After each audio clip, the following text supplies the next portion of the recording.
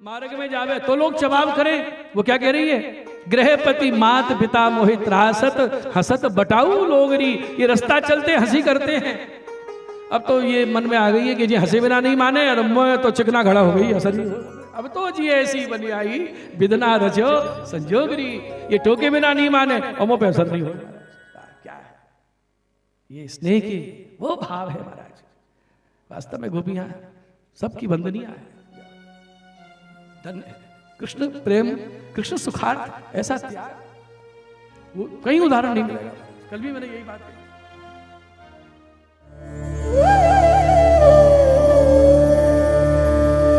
श्री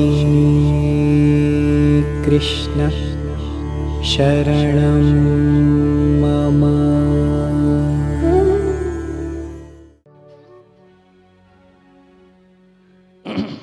यहाँ श्लोक ज्यादा खोल, सब बढ़िया लग रहा है सुनने में। शायद किसी के मन में ये शंका है, किसी श्लोक में गोपी स्वीकार कर रही हैं हमारे पति हैं, हमारे पुत्र हैं, भाई बंधु हैं।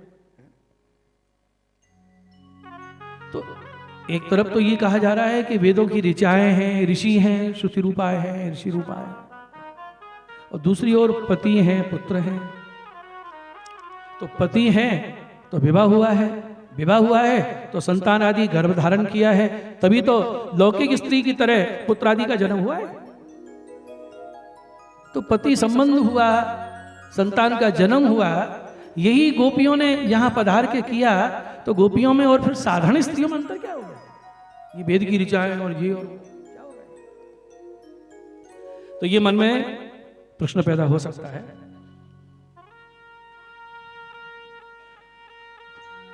बहुत सुंदर इसका समाधान सुवर्ण जी महाप्रभु जी किए हैं। भगवान से कह रही हैं, आपने बुलाया, अच्युत मान के हम शरण में आई। जो आपके शरण में आ जाता है वो च्युत नहीं होता है, सबका उल्लंघन करके आई है। हम तो सबको छोड़ के आई, अब हमें ही छोड़ के चले गए। कि तब योषिता, इन दोनों शब्दों को मिला के व्याख्या की है कि तब योषिता, दोनों पदों का साथ में अर्थ हुआ है। क्या गोपियां कह रही हैं भगवान से कि आप ये समझ रहे हो कि हम गोपों की पत्नियां हैं, इसलिए हम कैसे तुम्हें अंगीकार करें? तुम तो विवाहिता हो। तो गोपी कह रही हैं, सुनो, हम गोपों की स्त्रियां भले ही हैं, लेकिन उनका हमारे साथ नाम मात्र का विवाह हुआ है, हमारा उनमें प्रवेश नहीं है, और स्त्रियों की तरह हमारा संबंध नहीं है, गर्भधारण आदि नहीं है।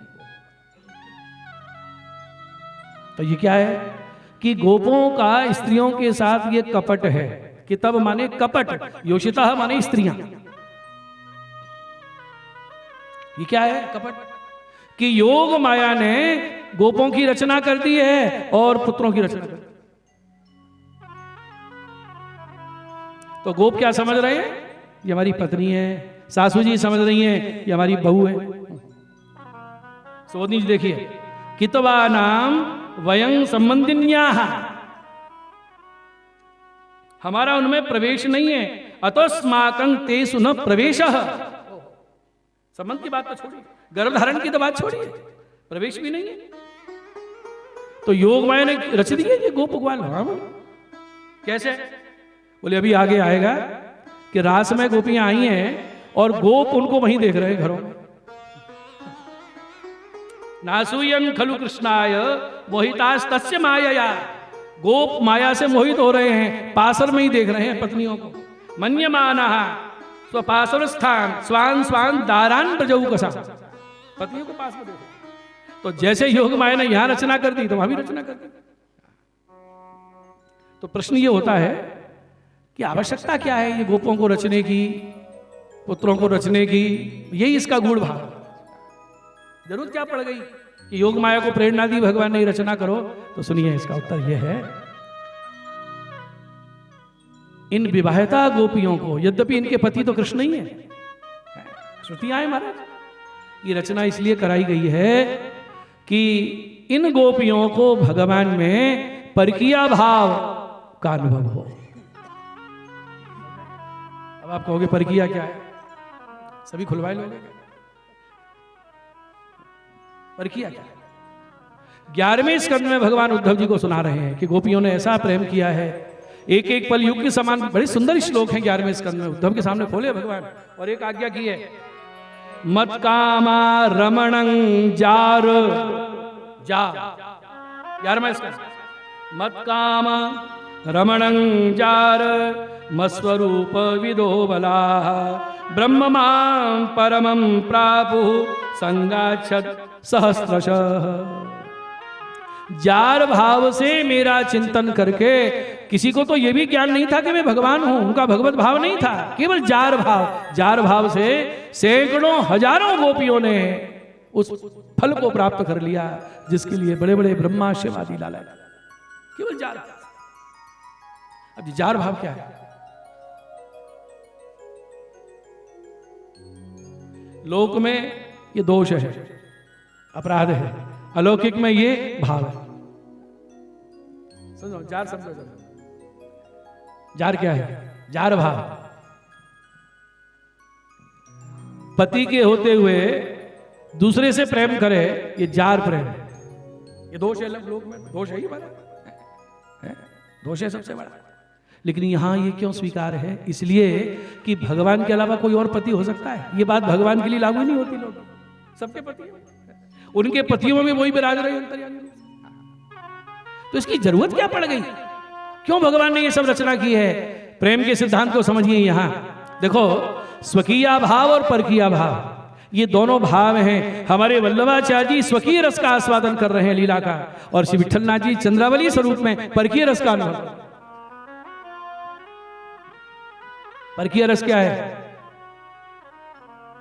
स्वकीय का भाव रहता है कि मेरे ही तो प्रीतम हैं, वन में गए घर में ही आएंगे, किसका भय, किसकी चिंता, सीधे घर में आएंगे। तो उसका भाव थोड़ा ठंडा हो जाता है कि मेरे ही तो हैं, मेरे ही तो हैं, यही आएंगे। और परकीय पहले तो विनती करके आती है, घर पधारना। भगवान बोले कैसे आऊं, तेरा पति होगा, तेरी सास होगी, अरे वो सब व्यवस्था कर दूंगा। देखो भाव, देखिए भाव की पकड़ करिए। तो कोई बहाने से तुम चले जाओ वहां, तुम चले जाओ वहां, तुम सब। अब तैयारी, अब देखिए उसके अंदर तालाबेली, इस भाव में तालाबेली कितनी होती है। तैयारी लगा रही है, भाषक सज्जा नायिका तैयारी लगी है, और तैयारी करते में भी धक धक धक धक कहीं कोई आ ना जाए। देखो आप भाव, भाव की मूल्यता है। तैयारी ये बना रही है, वो कर रही है। अब कब आएंगे, कब आएंगे, झरोका में से। ये स्वकीय में इतना नहीं बढ़ रहा है भाव, जो परकीय में बढ़ रहा है। कब आएंगे, आएंगे, आ गए, अब आ गए तो अब ये चिंता की हाई चले नहीं जाए जल्दी। भाव की इतनी वृद्धि होती है, इसलिए चैतन्य देव का परकीय भाव है। परकीय रस में ही छके रहे। देखो उनके ग्रंथ चैतन्य भागवत में, चैतन्य तो रस है ये। ऐसे से महापुरुष, विवाह हुआ विष्णु प्रिया जी के साथ, चैतन्य महाप्रभु का विवाह हुआ है, और विवाह की पहली रात शयन कक्ष में जब आए हैं तो महाराज ऐसे वचन बोले पत्नी विष्णु प्रिया जी से कि तुम तो मुझे राधा की सहचरी लग रही हो। और बातचीत में ही महाराज ऐसा प्रेम का दान दे दिया कि सुबह तो गुरु दीक्षित हो गई, दीक्षा ले ली। ऐसे ही महापुरुष। और भाव कौन सा है ठाकुर जी में? परकीय। क्या है? चले जाएंगे, चले जाएंगे, अनत न जाइए पिए रहिए मेरे ही महल। भगवान बोले वो आ रहे होगो, तेरा धनी, तेरी सास आ रही होगी, अरे सब भगा दिए मैंने। तो यहाँ भाव का महत्व है। ये तो सब रचना है ठाकुर जी की। देखो होरी खेले ठाकुर जी, होरी बसंत कितने दिन, हाँ, और डोल झूल लिए। डोल के बाद क्या आता है? द्वितीया पाठ। ये पाठोत्सव क्यों? अरे पाठोत्सव तो जिस दिन ठाकुर जी मंदिर में विराजे, सिंहासन पे तिलक हो, वो जन्मदिन के भाव से पाठोत्सव है। ये होरी के दूसरे दिन सब जगह पाठोत्सव मनाया जाता है। क्यों? ये पाठ गोपियों ने पधरा। क्यों? महाराज 40 दिन खेले, और जो जो होलाष्टक निकट आते गए हम सबरी मर्यादा भूल गई। आप नहीं तो कई चरण ढांक दो, चाहे गाल पकड़ो, चाहे गुलाल डालो, हम तो सब भूल गए कि हम दासी हैं, आप हमारे प्राणनाथ हो। खूब। और ढोल के दिन तो हम मर्यादा टूट गई। गाड़ी में, खेल में, तू होरी को रसिया, मैं होरी की खिलैया, आ जा खूब हो गया। अब गोपी बोली स्वामी आप हमारे प्राणनाथ हैं, हम तो दासी हैं, किंकरी हैं। जो 40 दिन हुआ सो हुआ, आप पुनः उसी क्रम में अब सिंहासन पे बिराज। हम आपका तिलक करेंगे, फूल मंडी में पधराएंगे। अब आप स्वामी, हम दासी, जो आज्ञा करोगे सो सुरधार। सारी मर्यादा टूट गई थी। अब क्रम चालू हो रहा है। स्वामी, जो कुछ भूल बनी, अपराध बने, दोष बने, होली जो होना था वो तो होली होली होली जल गई। अब नया वर्ष आ रहा है, नव संवत्सर आने वाला है और उसका स्वागत करेंगे। वैष्णवों से भी निवेदन है, अगर पिछले वर्ष किसी से झगड़ा हो गया है सत्संग में, मैं नहीं आऊंगी कल से, नहीं आएगी तो कुछ पैसा आने वाला, तेरे भी लाभ जाएगा। जो हुआ हो गया, कह लिया, सुन लिया। अब क्या करो, नए वर्ष का स्वागत करो। कड़वाट आ गई हो तो कड़वी नीम की कोंपल के साथ मिश्री धर के भोग धराओ और उसको लाओ, कड़वाट को मिठास से दूर करो। नए वर्ष का स्वागत करो। क्या रीत बनाई है हम लोग। तो पाठोत्सव इसलिए कर रही है गोपियां, और पाठ पे जब विराजवे के लिए तैयारी करिए, वो गोपी कह रही है ठाकुर जी से, बुनती करके आई है। देखो कीर्तन पर क्या भाव के इतने पद भरे हैं। लाल नेक देखिए भवन हमार नेक, लाल नेक देखिए भवन हमारो, द्वितीया पाठ सिंहासन बैठो, अविचल राज तिहारो। सिंहासन पे जो बैठता है वो राजा होता है, अविचल राज तिहारो। चलो। ठाकुर जी बोले कहाँ चलें? घर में तेरी सासू जी होगी, वो तो बड़ी लड़ोकरी है। गोपी बोली सास हमारी खिरक से धार, वो तो मैंने खिरक में भेज दी, दूध लेवे गई है। तो तेरो धनी होएगो। गोपी बोली पिया बन गयो सवारो, भाई मैंने सवेरे भेज दी। आस पास को घर में नहीं, ये एकांत है न्यारो। तो ठाकुर जी बोले तो कहाँ रोग आवेगी जी तो बता। गोपी बोली कब से दूध उठा रही हो? अधोठा है। ओठियो दूध सद धौरी को, लेहू श्याम घन पीजे, परमानंद दास को ठाकुर कछु कहो हमारो कीजे। नेक तो विनती मानो हमारी, लाल नहीं देखिए भवन। क्या बोलो बोलो, कुछ दोष आया आपको मन में सुनते समय? छुपाओ छुपाओ गोपनीय। अरे क्या गोपनीय महाराज, रस तो प्रकट है। केवल हम सिद्धांत को नहीं समझ पाते इसलिए भ्रांत होते हैं और दूसरों को भी भ्रांत कर देते। नहीं तो कीर्तनों के अर्थों में आप डूबोगे तो कीर्तन एक एक लीला में डुबोने वाला है। कीर्तन हो रहे हैं, हमने सिर हिलाया और अर्थ में प्रवेश नहीं हुआ। क्या गाया गया, क्या नहीं, अर्थ में डूबना चाहिए। परकिया को ले जा रही है, कहां? सूर आयो सिर पे, बोलो छाया आई पायन तर। आगे डर रही है, मैं कैसे जाऊंगी? दो एक देख लेगो ब्रज के सुकुमार, सब गर्मी पड़ रही है ना, दे के किवार सोए। चल कैसे चलूं? सूर अलवेली चल, काय को डरा। माँ की मध्यरात मानो जेठ की दोपहरी। अरे मैं खस के पर्दा फवारे लगवाए के आई हूं, तैयारी काट डर। कितने भाव है। तो ये भावग्राह्य वस्तु है हमारा, पर की रस है, पर की आप व्यवहार नहीं है। लोक में जो पर की दोष है ये वो नहीं है। बोलो कृष्ण कन्हैया लाल की। इसलिए इन गोपियों में कोई दोष ही नहीं है। ये पति पुत्र आदि संबंध तो योग माया की रचना है। वस्तुतः तो ये कृष्ण की प्राण प्रिया है, स्वकीया की तरह ही। लेकिन क्या करें महाराज, कल्याण राय प्रभु पहले तो कटाक्ष करें महाराज, और कटाक्ष से घायल करके छोड़े नहीं है, फिर वह घाव पे मुस्कान को नमक और भरा। अब बचा से बचेगा, यही पूर्ण कृपा का दान है महाराज। गोपी कह रही है क्या करूं, ऐसा टोना कर गई। जा दिन ते मुस्कान चुभी चेत, जा दिन ते मुस्कान चुभी, ता दिन ते नीक सेना निकारी, ता दिन से निक सेना निकारी। कुंडल लोल कपोल महाछवि, कुंडल लोल कपोल महाछवि। कुंजन ते निकसे सुखकारी, कुंजन ते निकसे सुखकारी।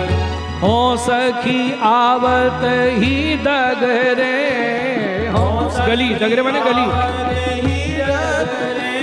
पग पेड़ तजीरी झई बनवारी,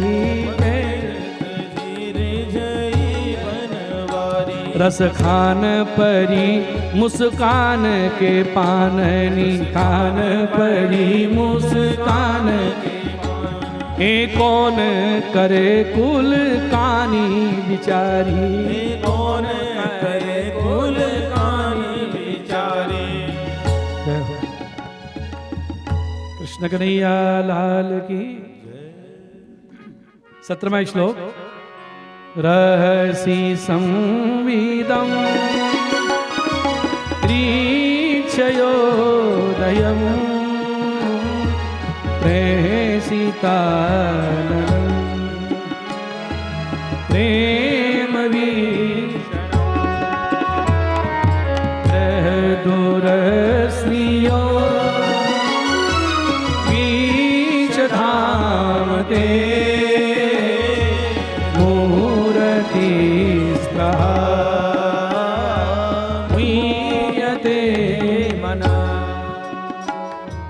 पुष्टि भक्ति स्वरूपासक्ति की भक्ति है महाराज। ये खड़े हैं कृष्ण, इनका दर्शनी फल है। आत्मा में ब्रह्मानंद का अनुभव ये फल। अक्षणवताम फलमिदं न परम विदा। गोपियां काय पे रीझ रही हैं ठाकुर जी के, इतनी बातों पे मुग्ध हैं। एकांत में रसवर्धक प्रेम भरी बातें, तुम्हारा प्रेमालाप, रहसि संविदं ऋक्षयोदयम, प्रेम को उद्दीपन करने वाला मुस्कुराता हुआ आपका मुख कमल, प्रेम भरी तिरछी चितवन, बृहदुरस्त्रियो वीक्षधामते, आपका बृहद वक्ष प्रदेश लक्ष्मी जी का निवास स्थल। इन सबको हमने देखा है, और जब स्मरण होती है तो मिलने की लालसा अत्यंत बढ़ जाती है। हमारा मन अत्यधिक मुग्ध हो रहा है। मुहूर्ते स्पृहा मुह्यते मनो।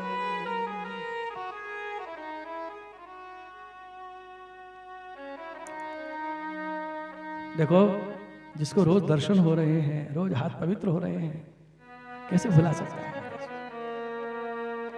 तुम्हारा रहस्य एकांत में संविदम प्रेमालाप, निश्चयोदयम प्रेम संचारक, प्रेषिताननम हास्य समन्वित मुख, प्रेम वीक्षणम प्रेम भरी चितवन, श्रीयधाम रमा का निवास भूत बृहद उर विशाल वक्षस्थल वीक्ष, इसको देख लिया है, इसलिए अब अति स्पृहा लालसा बढ़ रही है। मन मुहु मुह्यते, बार बार हमारा मन मोह को प्राप्त हो रहा है, मुग्ध हो रहा है। कल हमने कहा था कि संयोग में जो बातें सुख देने वाली होती हैं, वियोग में याद आती हैं तो मन को और क्षुब्ध कर देती, और प्रेम को बढ़ा देती। पहले सुख देती थी, अब उर्मे सालत हैं वे बातें, हृदय में बातें सालती हैं, चुभती हैं। कौन सी? जो नदनंदन ब्रज में कीनी प्रेम प्रीत की घातें, वे ही कुंज वे ही द्रुम बेली, वे ही उजरी रातें, एक प्राण प्यारो ढिंग नाही, विष सम लागत ताते। श्री कृष्ण नहीं है तो ये सब विष के समान लग रहा है। एकांत में कैसे बोलते ठाकुर जी? प्राणाधार प्रिया तुम मेरी, कहीं कहीं लावत गाते। तो मेरी प्राणाधार हो, प्रिया हो, ऐसे कह के हृदय से लगा लेते। और अब ये हमारा हृदय विदीर्ण क्यों नहीं होता है? याद करके फटता क्यों नहीं है? भई कुलिश की छाते, ये हमारी छतियां पत्थर कुलिश के समान कठोर हो गई, फटती। उर्मे सालत है वे बात।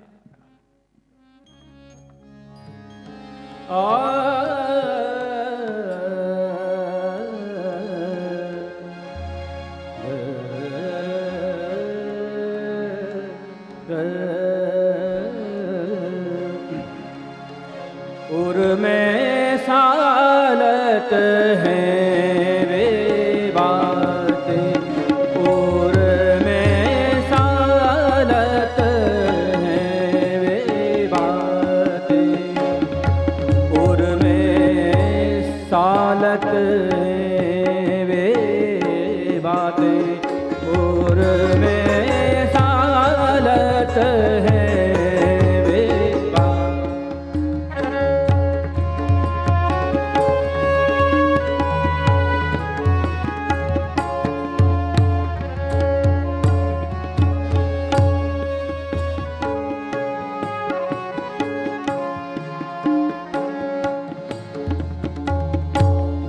नंद नंदन ब्रज में कीनी, जो नंद नंदन ब्रज में कीनी, प्रेम प्रीत की घाटे और में सालत है।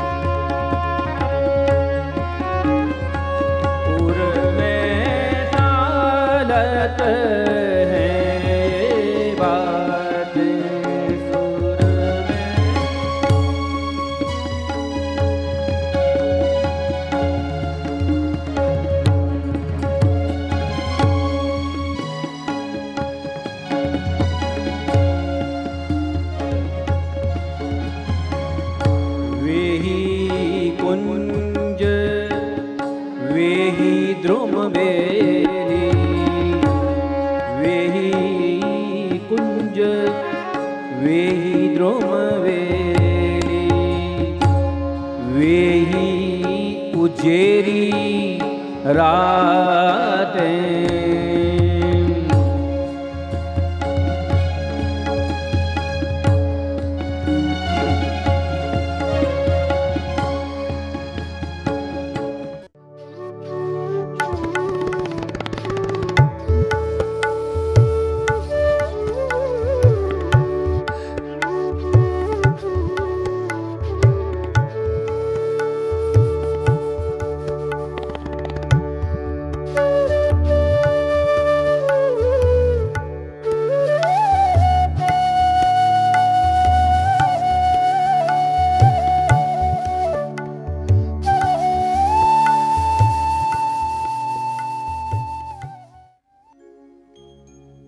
इस श्लोक में अन्य पूर्वा गोपियां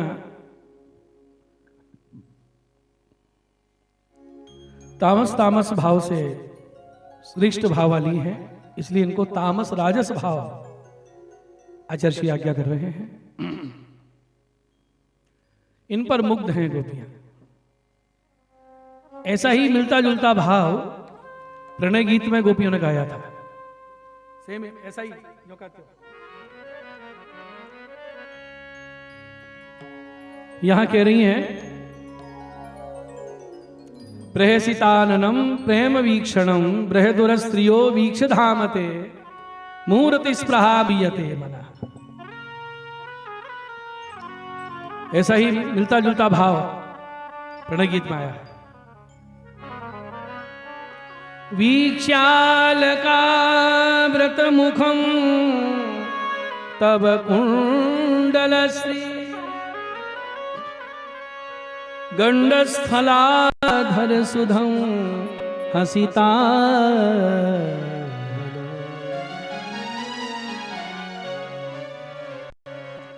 दता भयं च भुज दंड युगं बिलो वक्षः श्रियैकरमणं च भवान्।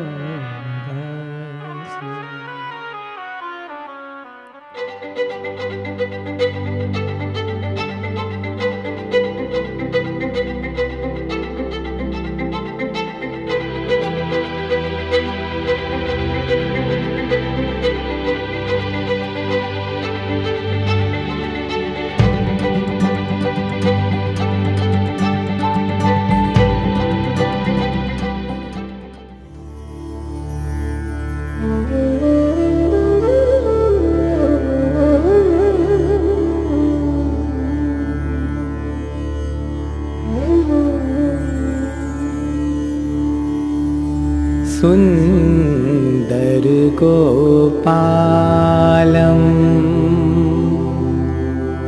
उरवन